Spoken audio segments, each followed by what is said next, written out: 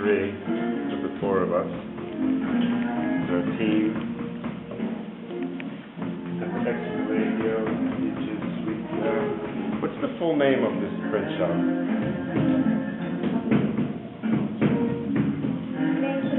Centro, Formación y Producción y Gráfica del Antiguo, Antiguo, Colegio, Jesuita. Very good. And where are we again? That's where we are, in Pátzcuaro, Mexico. Pátzcuaro, Mexico. And tell us a little bit about the project. So this is a woodcut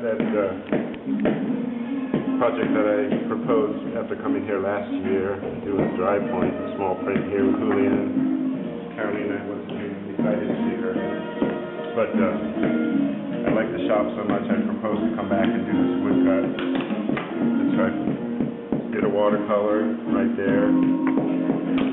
Took tracings from that watercolor and transfer the tracings onto the blocks. So there's one set of background blocks and two blocks with imagery. Where are the background blocks? They're over here, plywood blocks. So I just wanted to print plywood grain down first. So I took a piece of plywood and I took a wire brush on a drill and kind of brushed up the grain. And nice and textured. So you get this beautiful swirly wood grain in the background. So we print that first. Then we have 33 colors, and we each take different colors and apply them to different parts of the block. So after we run the plywood through, we run one block with imagery onto the same piece of paper. Then we run another block with other imagery onto the same piece of paper. And it adds up to the image that is related to the watercolor, but we're not trying to exactly copy it. We've changed colors. I think the print has a lot more excitement than the watercolor. Why is that? Just because of the plywood background, the density of the ink onto the paper. It's just a much more bold, graphic image on the print. The watercolor has subtleties that the print doesn't have, but the print is a bolder image. So with four of us, we work from 10 in the morning till 2 in the afternoon. If all four of us are working on it, we can usually do 3. So we're hoping to do about 17 altogether.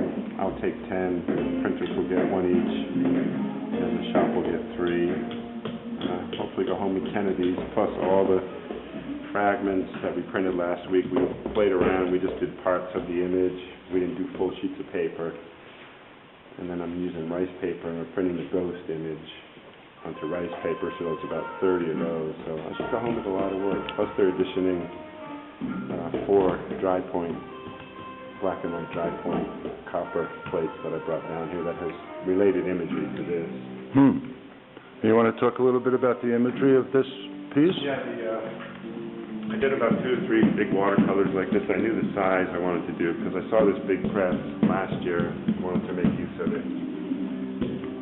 So this is the 3rd watercolor I did, and I just had the idea of the border. They're pretty much all borders.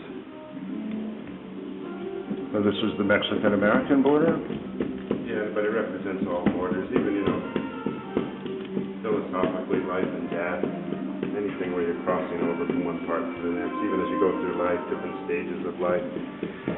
But it is more literally American side on this side, Mexican side on that side.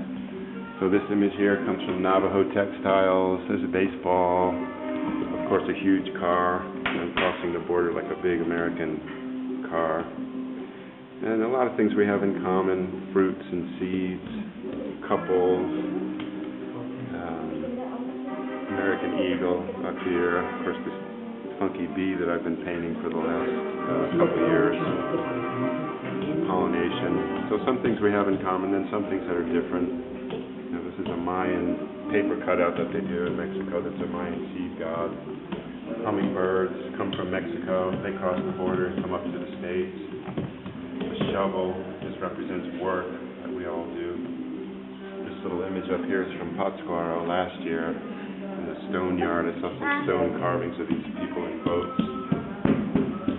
And then here we've got Abraham Lincoln shaking hands with Benito Juarez across the border.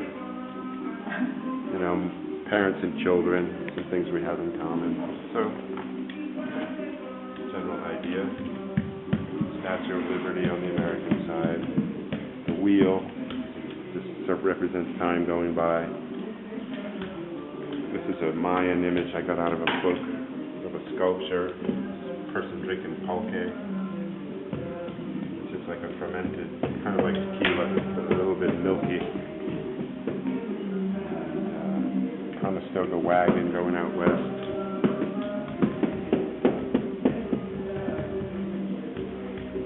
So all these people are crossing in the middle. The car is crossing. This guy's reaching across. The horse is going that way. This woman is reaching across the border, like welcoming people. These jaguars are a mythic Mexican image. And what gave you the idea of doing a border? Kind of the format, 30 by 60 inches. Figured if I divide it in half, I have two 30-inch sides. And then, trying to think about something that related to coming to Mexico. So I wanted to talk about the idea of the border. It's obviously political, but I'm making it more about what people have in common and just the actual crossing of the border.